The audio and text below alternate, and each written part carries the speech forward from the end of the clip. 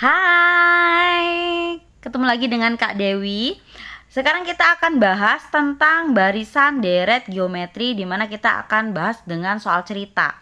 Di sini ada selembar kertas, dipotong menjadi dua bagian.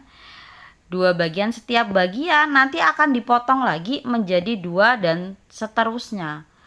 Yang ditanya di sini adalah hasil potongan kertas setelah dipotong ke 8. Berarti potongan ke 8 itu hasilnya ada berapa potongan kertas. Oke, konsepnya kan seperti ini. Di sini ada potong.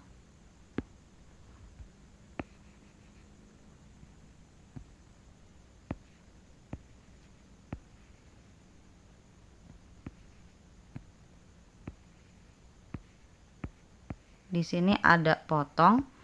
Kemudian di bawah potong ini ada kertas. Di sini nanti ada kertas. Jadi biar kita tahu konsepnya, biar kita bisa ngerjainnya. Kemudian di sini ada UN. Oke, kertasnya di sini kan ada satu lembar atau selembar kertas di sini. Berarti kan pertama kertasnya itu ada satu. Berarti kan kertasnya ada satu di sini. Kemudian kan satu ini belum dipotong, masih satu nih. Tapi dia udah masuk U pertama atau U1. Setelah itu potongan pertama dipotong menjadi dua bagian. Berarti satu ini dibuat menjadi dua. Berarti kan ini dapatnya nanti ada dua kertas. Kemudian ini dua ini berarti ini kan masuk ke U2 di potongan pertama. Kemudian potongan yang kedua berarti kan dua kertas ini dipotong lagi dua berarti kan ada 4 kertas. Ini masuk U3. Oke, berarti ini masuk ke U3. Di sini masuk U3. Dan yang ditanya di sini adalah hasil potongan kertas setelah potongan ke 8 adalah. Berarti kan kita bisa cari, ini ada potongan kedua, di sini ada potongan ketiga, potongan keempat, kelima, keenam, ketujuh, ke-8. Jadi di sini kalau misalkan dia potongan ketiga, ini potongan ketiga, berarti dia masuk ke U4. Kalau potongan keempat, berarti dia masuk U5. Potongan kelima dia masuk U6. Berarti 6 ini masuk U7, ini U7, 7 ini masuk U8, suku ke-8, berarti potongan ke-8 ini masuk suku ke-9. Jadi untuk mencari deret geometri, kita kan kalau deret geometri pakainya kan dia UN sama dengan A R N pangkat N min 1. Berarti kan yang kita cari adalah suku ke-9 di sini. Berarti kan di sini kita dapat dia U9 sama dengan A-nya ini adalah suku pertama, berarti kan di sini dapat 1, berarti A-nya ini 1 dan R-nya untuk R kan di sini untuk R itu kan U2 dibagi U1. U2-nya kita kan dapat 2 nih.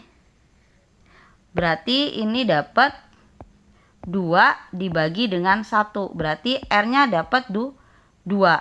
Berarti R-nya kita dapat 2, ini dapat 2. R-nya kan di 9, berarti 9 dikurang dengan 1. Maka di sini dapat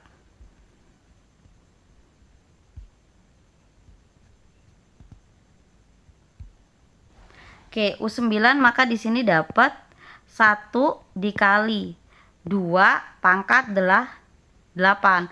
1 dikali 2 pangkat 8 berarti kan di sini 1 dikali dengan 2 pangkat 8 itu kan hasilnya 2, 5, 6. Maka jawaban di sini adalah 256. Berarti ini jawabannya yang D. Bisa juga pakai caranya Dia kayak gini. Oke, pakai caranya karena kita tahu U pertamanya ini kan, atau suku pertamanya ini ada 1 nih ya. Berarti dia bisa pakai 1 dikali dengan rasionya. Rasionya kan kita dapatnya 2 nih.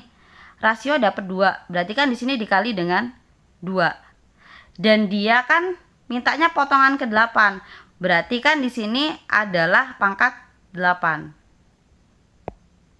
Maka sama nih, sama yang dia pakai U9. Berarti di sini kan 1 dikali dengan 256. Maka jawabannya adalah 256. Oke, kita lanjut ke soal nomor 2.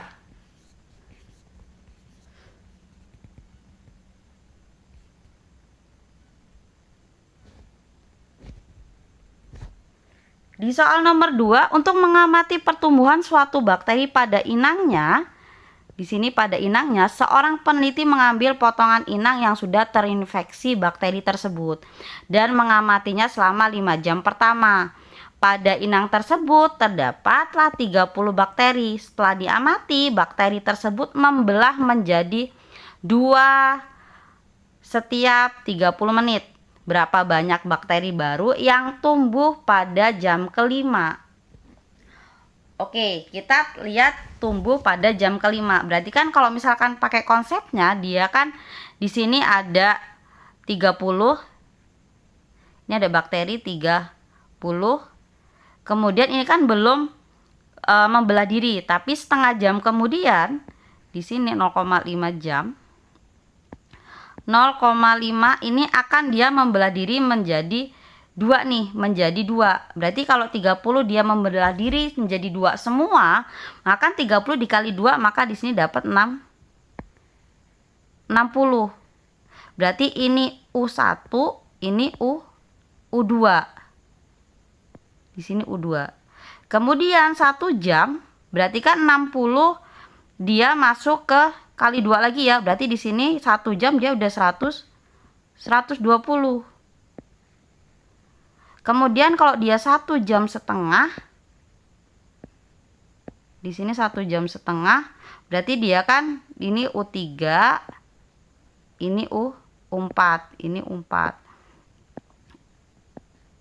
Ini U4. Berarti nanti kalau dia 2 jam, dia U5.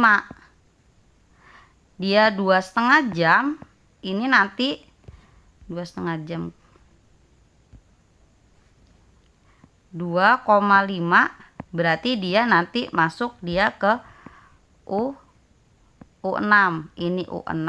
Kemudian kalau dia 3 jam, berarti dia U7. Ini U7. Kemudian kalau dia 3,5, berarti ini adalah U8. Kemudian kalau dia 4 jam, berarti dia U9.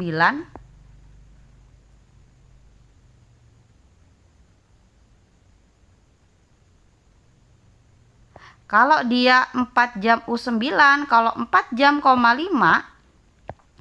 berarti dia U10. Dan kalau misalkan dia udah 5 jam,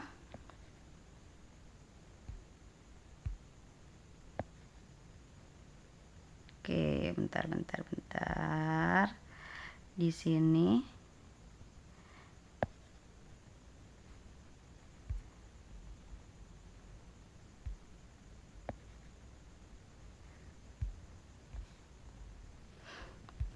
oke, berarti kalau misalkan dia U5, di sini kan 4,5, ini U10. Berarti kalau misalkan dia 5 jam, berarti dia U11. Ini U11. Oke, jadi kan kita disuruh cari U11 nih di sini. Kemudian untuk mencari U11 kan kalau kita pakai deret geometri,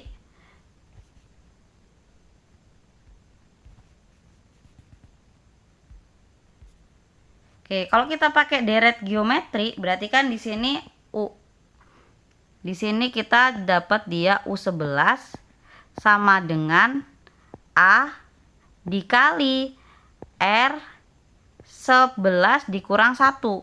Berarti di sini A-nya kan kita dapat U pertamanya 30. Maka di sini 30 kemudian dikali. Rasionya kan karena dia setiap bakteri akan membelah 2. Berarti kan rasionya 2. 2 di sini 2, 11 dikurang 1 berarti di sini pangkat 10. Maka di sini dapat di sini 30 dikali 2 pangkat 10 itu kan dapatnya dia 1024.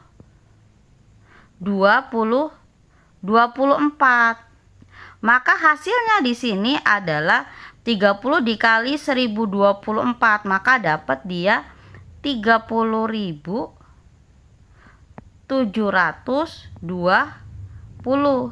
Bisa juga kita ngitungnya seperti ini. Digaris dulu. Oke.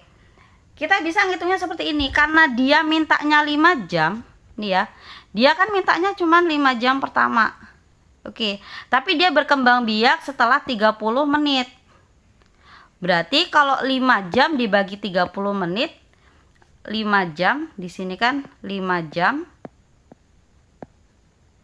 dibagi 30 menit, 30 menit atau setengah jam. Ini kan dapatnya 10 ya. Ini dapat 10. Berarti ada 10 pertumbuhan nih. Nah, kita bisa pakai dia A dikali dengan R baru dikali pertumbuhannya, ada 10 pertumbuhan.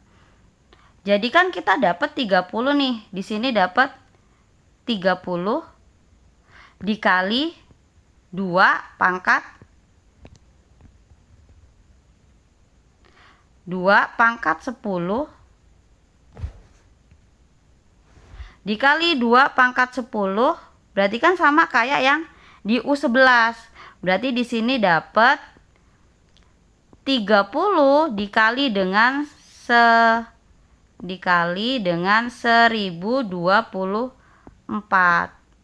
Jadi dapatnya di sini adalah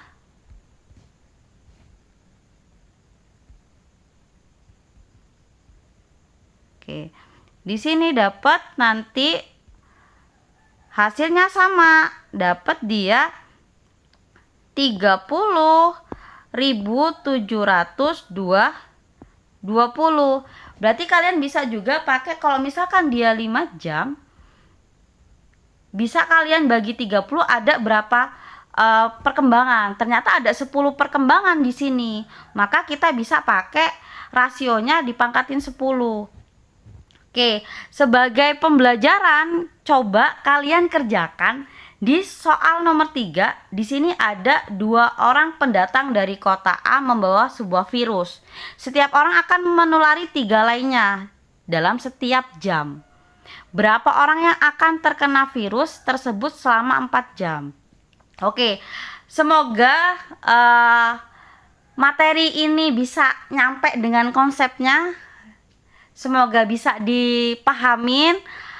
Diisi nomor 3, jawabannya yang paling benar yang mana, kemudian